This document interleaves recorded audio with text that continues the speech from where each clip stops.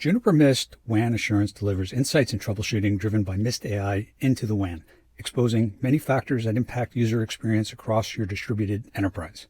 WAN Assurance complements your SD-WAN deployment and is focused on delivering the best user experience from client to the cloud. SD-WAN solutions dynamically optimize traffic flows across the WAN based on an SLA policy for your applications. However, these SLAs are set once at the beginning and don't account for changes over time that impact the WAN, rendering these static SLAs ineffective. In contrast, WAN Assurance is centered around the concept of the user minute, which is represented by surface level expectations, or SLE for short. If a user is experiencing a poor Microsoft Teams call, then the user is having bad user minutes. Let's see what this looks like in a Juniper Cloud instance.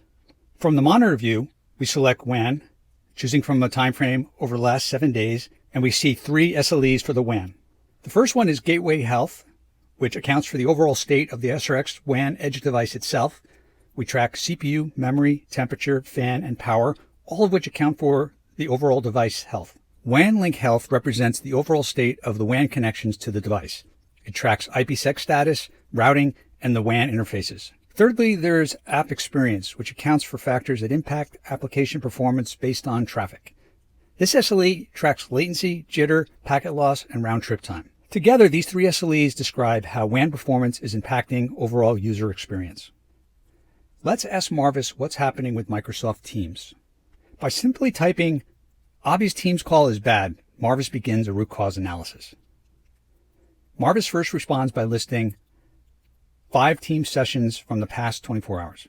We select a troublesome session from the list. Marvis quickly responds that the bad Teams experience was due to high latency on the gateway SRX.